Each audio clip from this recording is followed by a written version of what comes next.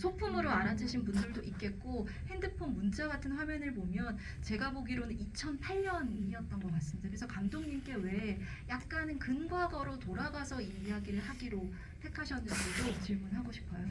Yeah, and then the next question is about the period of this film, because so we were able to recognize that this was not actually happened contemporary time. This time of the story was set in 2008. And why did you choose particular period 2008, which is the near past?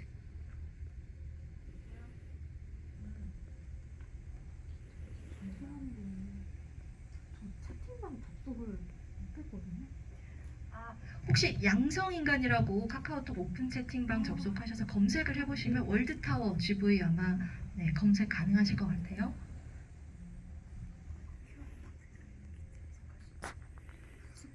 양성인간 개봉 전야 스페셜 GV 오픈 채팅방이네요. 사실 이 이야기가 2008년으로 되어 있는 이유는 제 친구의 나이 그리고 제 친구가 경험했던 그 시간을 기반으로 해서 2008년으로 했고, 그때 2008년쯤에 이제 그 친구들이 자기가 간성이라는 것을 알게 됐습니다. 네. 그렇군요. 이 영화를 보고 나면 캐스팅이 이렇게 정치적일 수 있을까라는 주제도 소화해 볼 수 있을 것 같습니다. 이를테면 이 영화의 리링웨이라는 배우가 주연으로 나섰는데요. 생물학적으로나 이제 사회적으로나 남성에서 여성으로 살아가게 된 주인공을 극중 인물을 지정성별 그리고 사회적으로 모두 여성인 배우 리링웨이라는 배우가 연기를 했습니다. 그러니까 여기에는 감독님의 어떤 선택이 있었다고 볼 수 있겠죠. 오디션 과정에서 남성 배우를 택할 수도 있었을 텐데 리링웨이라는 배우를 캐스팅했고요. 여기 어떤 이유가 있었는지 궁금하고요. 오디션 과정에서는 배우의 성별, 젠더를 열어놓고 진행하셨던 것일지도 궁금해집니다.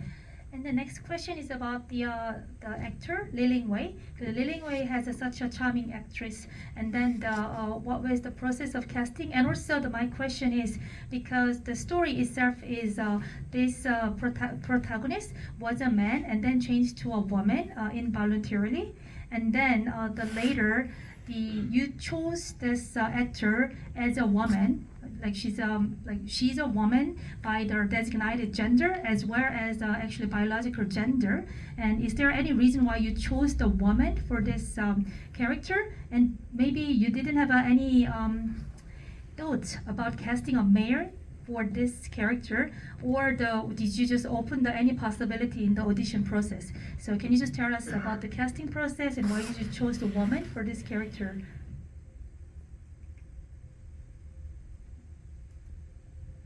이 리링웨이라는 배우는요, 여러분 2020년에 넷플릭스에서 공개된 반교 디텐션 시리즈에도 주연으로 나섰던 배우거든요. 반교 디텐션 영화가 아니라 시리즈 작품의 주연이어서 아마 양성인간으로 알게 되셨다면 이 시리즈를 찾아보셔도 좋지 않을까 싶습니다. 사실 캐스팅이 굉장히 어려웠었는데요.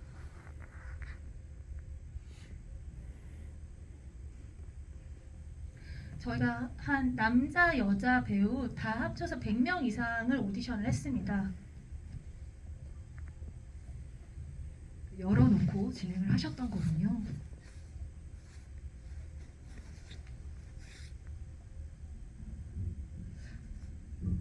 근데 제가 왜 여성 배우를 캐스팅을 하게 된 가장 주요한 이유는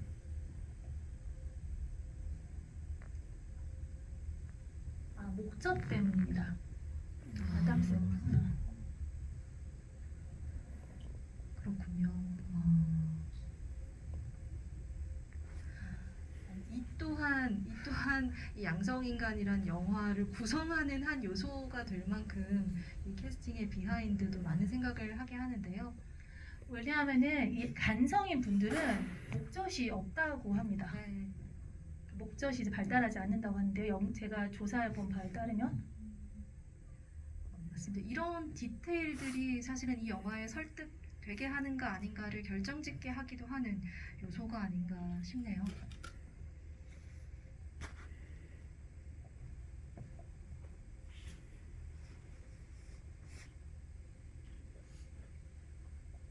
그리고 사실 뭐 이렇게 남자를 여자처럼 이렇게 옷을 입히고 이런 건 사실 쉽거든요.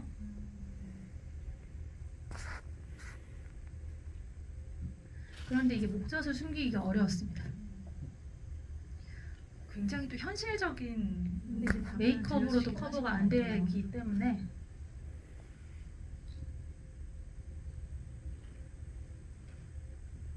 맞습니다. 우리로 치면 데뷔작의 독립영화에 가까운 버젯의 작품이었기 때문에 구태여도 CG를 사용할 이유도 없지 않았을까 싶습니다.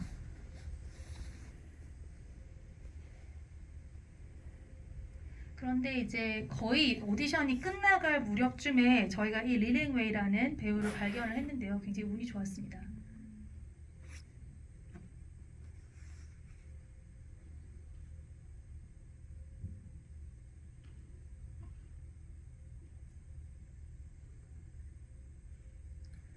근데 사실은 실제로는 굉장히 여성스럽고 이제 굉장히 그 말도 되게 부드럽고 조용하게 하는 그런 배우예요. 원래 배우는. 그런데 거의 그러다 보니까 이 연기자를 데리고 저희가 한 달 정도 트레이닝을 했습니다.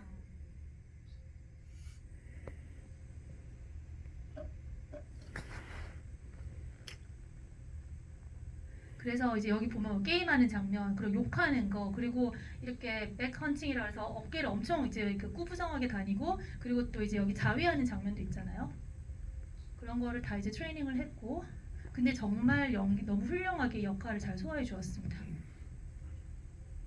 저도 이 양성인간이란 작품 통해서 리링웨이라는 배우의 이름을 확실히 기억을 하게 됐고요.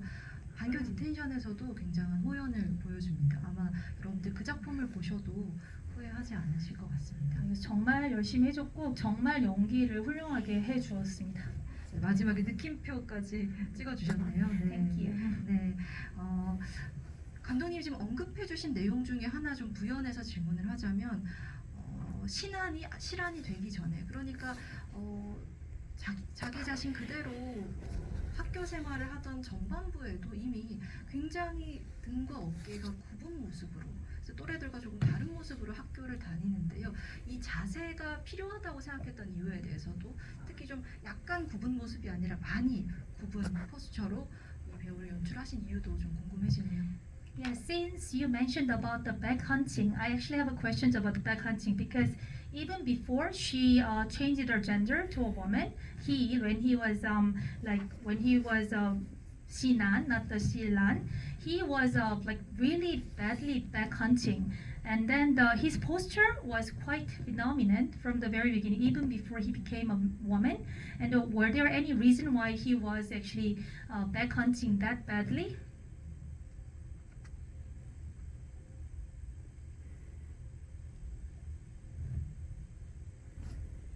남자들을 보고 제가 관찰을 했던 건데요. 어떤 청소년기의 감독님의 기억 속에 있는 주변 또래들의 어떤 한 모습 중에 하나였을까요?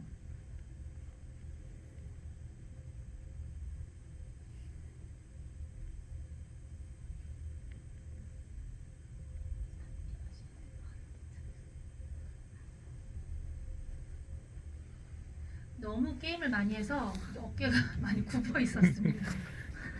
이 부분은 저는 전혀 생각하지 못했던 부분인 것 같습니다. 그러고 보니 네, 열렬한 게임광이기도 했네요. That's right. They really gamed a lot. That's why 네. I didn't recognize that. 그런 신안의 자세를 설정하는 부분에 있어서 약간은 어떤 포인트를 주었다고 생각했고 그것이 나중에 후반부에는 어떤 춤 장면으로 이어지면서 인물들의 자세나 움직임을 통해서 무언가 말하고 싶은 감독님이기도 하구나라는 생각도 하게 됐던 것 같습니다. 그래서 이제 신한이라는 소년이 이제 소녀가 되고 나서 이 어깨도 결국 이후에 펴지죠. 왜냐하면 이제 그 어머니가 계속 여자처럼 이렇게 행동해야 된다고 말을 했기 때문에 그렇게 또 어깨를 피고 다니게 된 것입니다. 네. 그리고 객석에서 비슷한 질문을 남겨주셔서 제가 함께 좀 소개를 하면 좋을 것 같은데요. 이 영화에서 아마 가장 상징적인 미장센을 꼽자고 한다면 오프닝에 등장하는 양날개의 색이 다른 나비가 하나 있을 것 같고요. 그리고 또 영화 중후반부쯤에 등장하는 이 전통극의 두 배우 역시나 색이 구분된 두 개의 옷을 입고 전통극을 행하는 그 배우라고 할 수 있겠습니다. 근데 이제 채팅방에서 남겨주신 질문 중에 아까 어디 있었을까요? 그 실안의 단짝 친구죠. 단짝 친구의 어머니가 전통극의 배우이고 그 전통극의 장면이 왜 영화의 중간에 삽입되어야 했는지 질문을 남겨주셨는데요. 이 부분 감독님께 한번 질문 드리면 좋을 것 같습니다. So we also got the question from audience. It says, let me just insert one of the questions in here. And I think that there are two distinctive scenes. The first scene is about the butterfly with the two different colors, and also there's a scene of the Taiwanese opera. And then in the later on, when she actually had the best friend, and they actually went to see the Taiwanese, well, not exactly Taiwanese opera, to watch the Taiwanese opera, but they actually met her friend's mother, and you actually inserted this Taiwanese opera scene. And were there any particular reasons of this scenes to be included? And what does this Taiwanese opera stands for in this film?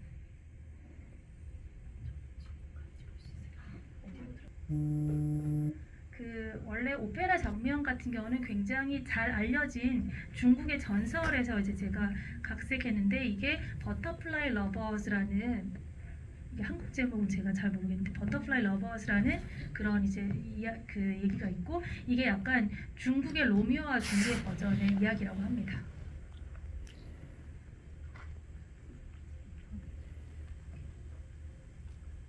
극중 그 전통극에서 잠깐 언급되는 대사만 봐도 두 배우가 형제인데 사실은 형에게 내가 여자인 사실을 숨기고 있다라고 말하는 뉘앙스가 있죠. 그래서 저도 이게 실제 존재하는 전통극의 내용일까 궁금했는데 실제로 있는 내용을 각색을 하신 거군요.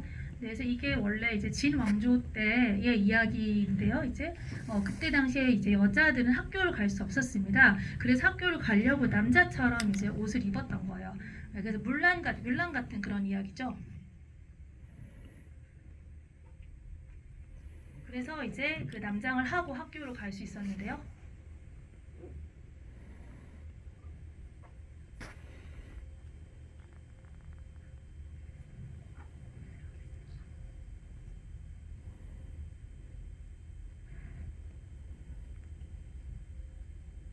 그런데 이 이야기가 좀 이 신안의 이야기와 굉장히 그 닿아 있다라는 생각이 들었습니다.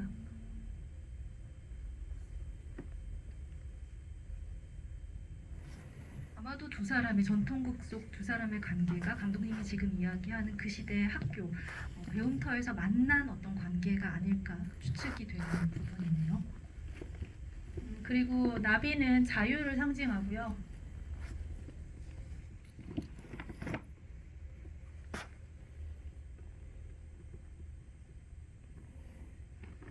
그리고 제가 이 영화에서 또 다루고 싶은 그런 주제 중에 하나이기도 했습니다. 자유라는 것이 우리가 이제 선택의 자유라는 것.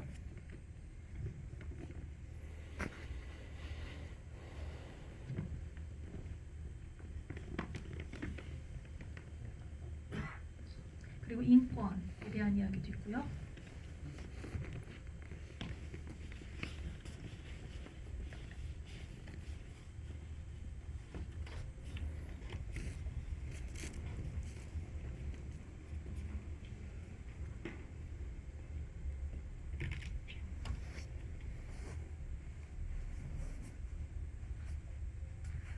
또 이제 이 나비가 대부분 이제 다른 동물들 그런 사이에서 가장 이 간성이 될 수 있는 가능성이 가장 높은 그런 것이라고 합니다. 그래서 이렇게 제가 채택을 하게 됐습니다. 이 나비의 움직임, 나비가 애벌레에서 탈피하는 움직임이 마지막에 주인공의 춤, 그 몸짓으로 연결되는 것 같기도 합니다. 물론 그 결말은 조금 파괴적인, 탄생보다는 파괴적인 결말에 가깝지만요. 다음 질문은 이 박사 캐릭터도 짚고 넘어가지 않을 수가 없을 것 같은데요. 이 영화에서 굉장히 묘하게 안타고니스트적으로 그려지는 면이 있습니다. 이를테면 그 박사와 조수의 대화를 들어보면 이 연구 집단이 굉장히 성과 중심적인, 그래서 어떻게 보면 환자를 어쩌면 조금은 개조하거나 치료하고 바꿔야 할 대상으로 바라보는 부분도 조금은 있는 것 같고요. 또 후반부에 박사의 집이 등장했을 때 그 안에